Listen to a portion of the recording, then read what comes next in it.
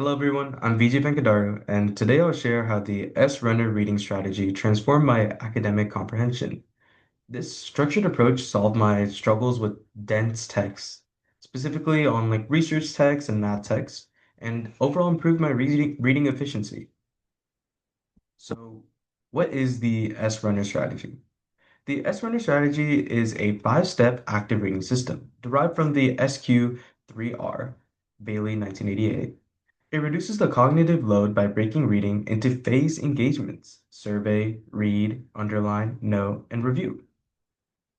Unlike passive reading, it forces information to through summarization, through note-taking, through understanding key concepts. So I chose this strategy after traditional methods failed with me in complex texts, even when specifically trying to grasp Reiner's analysis of space practice, it just didn't work. So the S runner strategy is the one that worked for me.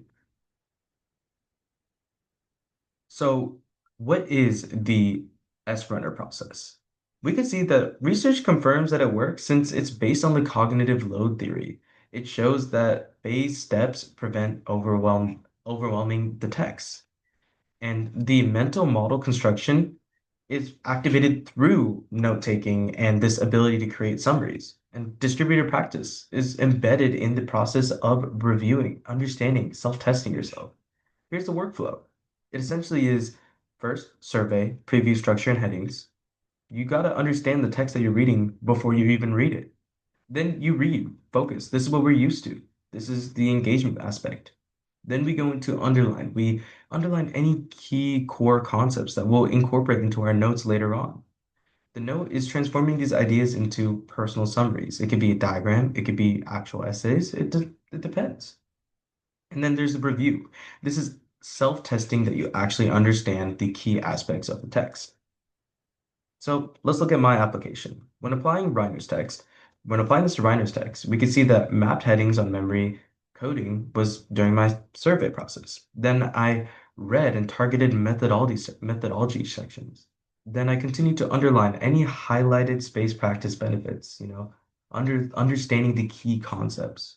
Soon I went to note taking and created a visual flowchart of the encoding process since I'm more visual learner and this was more of a visual concept rather than a very much theory based. Then I looked into reviewing it. 24 hours later, I recited the diagrams and understood. This worked because I was able to transform these texts into visuals and it aligned with the constructivist learning. It forced deeper learning rather than merely just highlighting. So let's look at the measurable outcomes, the results. And they were clear. My quiz scores jumped from 75% to 92%. And these are within math classes.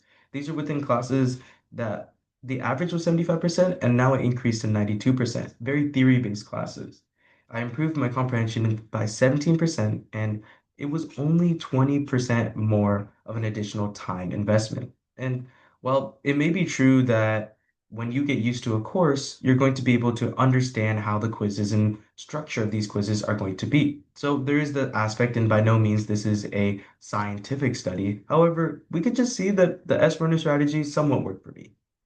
And within these key findings, the main one I want to emphasize is the return on investment. It's only 20% of an additional time investment to gain that much of a yield and score. So essentially, it doesn't hurt to try the S-runner strategy.